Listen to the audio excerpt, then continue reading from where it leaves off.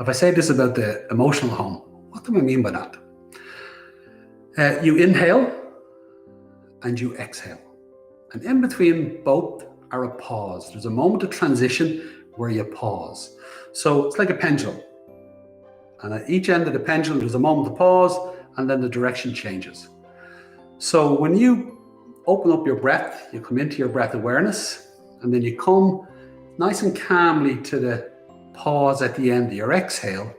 In that pause, you get a lovely sense of calmness. You come to a place of feeling. So when you come to that place of feeling, that's your emotional centering. As opposed to if you feel something and you're fighting with it, that fight with it is your emotions, you're emoting, you're pushing and you're pulling.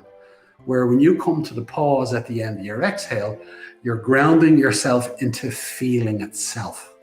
So what does it feel like to energetically ground into yourself?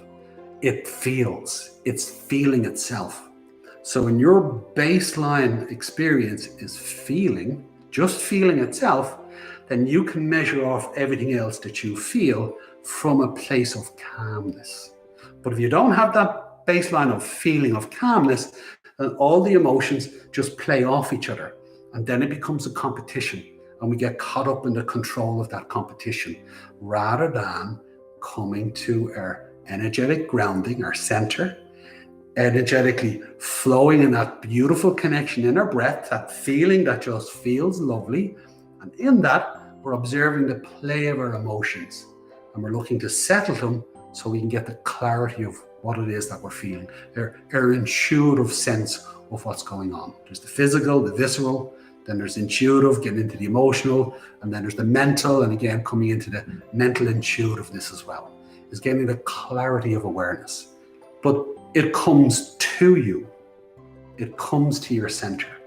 You just got to let yourself actively stay engaged in it.